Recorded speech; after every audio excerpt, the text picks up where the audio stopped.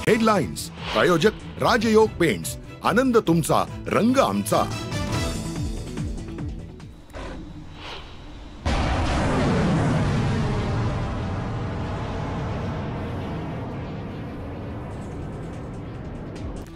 भारताच्या सर्जिकल स्ट्राईकच्या भीतीने पाकिस्तान बिथरला। आज किंवा उद्या कराची किनारपट्टीजवळ क्षेपणास्त्र चाचणी करण्याची घोषणा। कराचीमधील सुरक्षेमध्ये वाढ।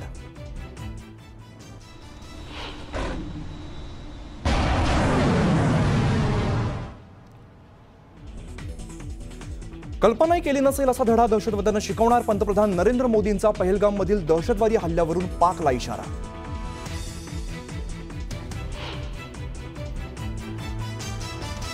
पहलगाममधल्या दहशतवादी हल्ल्यातील मृतांना पंतप्रधान मोदींकडून श्रद्धांजली। बिहारमध्ये भाषणापूर्वी मौन बाळगून वाहिली श्रद्धांजली।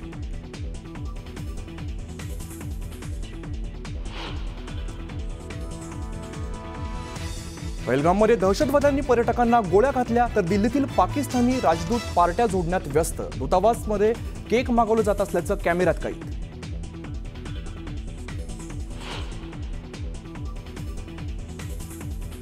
शिवसेना उभाटाच्या अरविंद सावंतांचा मंत्री किरण रिजिजू यांना पत्र। सर्वपक्षीय बैठकीला व्हिडिओ कॉन्फरन्सिंगच्या माध्यमातून उपस्थित राहण्याची मागितली परवानगी।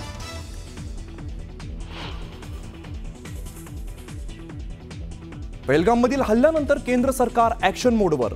सुरक्षा वाढवली। किश्तवाड जिल्ह्यात जवानांकडून सर्च ऑपरेशन सुरू। काही दहशतवादी परिसरात लपल्याची शक्यता।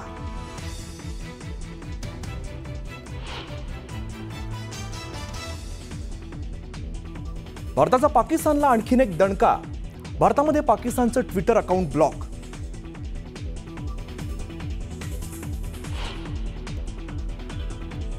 पहलगाम हल्ल्याचा आणि आपला काही संबंध नाही। पहलगाम हल्ल्याला मी जबाबदार नाही।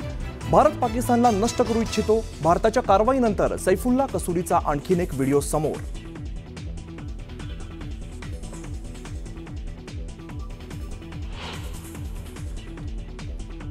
कोपऱ्यात बसला होता, त्याला बोलवून घेतलं। आजान पडतंय क्या, होतंय क्या कुछ।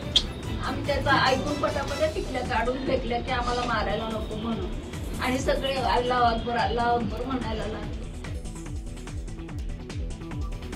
आम्ही टिकल्या काढून टाकल्या, आम्हाला अजान म्हणायला सांगितली, आम्ही ती सुद्धा म्हटली, तरी सुद्धा आमच्या माणसांना मारलं। कौस्तुभ गणपोटेंच्या पत्नींनी शरद पवारांसमोर सांगितली आपबीती।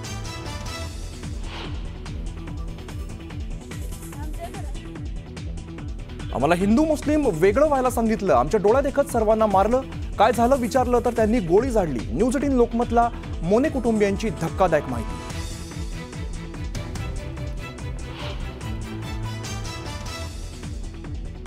छत्तीसगडमध्ये जवान आणि माओवाद्यांमध्ये चकमक। करेकट्टा भागात झालेल्या चकमकीत 6 माओवादी ठार तर परिसरात लपलेल्या माओवाद्यांचा शोध घेण्यासाठी हेलिकॉप्टरसह ड्रोनचा वापर।